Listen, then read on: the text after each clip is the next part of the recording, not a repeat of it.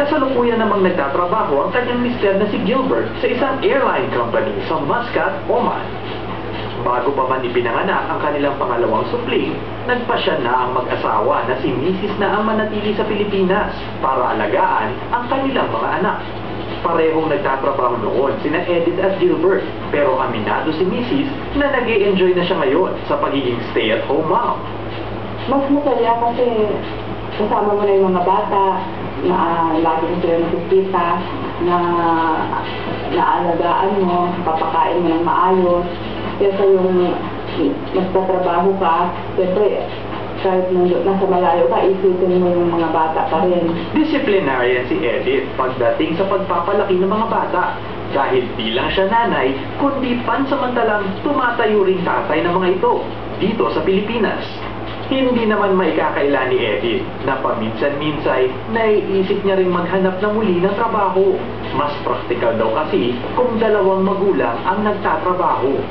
Lalo na pag nag-gipit, gusto ko nga magtrabaho kasi naawa nga ako sa kanya at siya lang nagaan doon.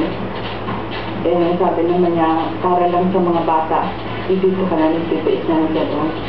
Gayunpaman, alam ni Edith na hindi panghabang buhay ang kanyang pagiging stay-at-home mom.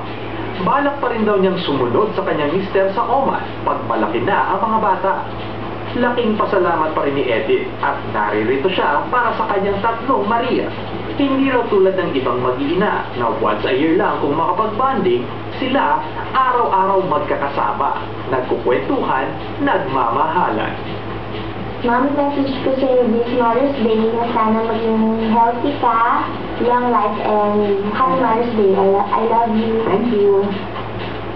Sana okay ka lang palagi. Kahit na wala si Daddy, nandiyan ka parati para alagaan kami. Kaya mag-aaral ako mabuti para matuwa kayong dalawa sa akin. Happy Mother's Day. I love you. Mami, happy Mother's Day. Message ko sa inyo. Thank you kasi hindi ko kami kaya pag minaglas niyo kami. Ano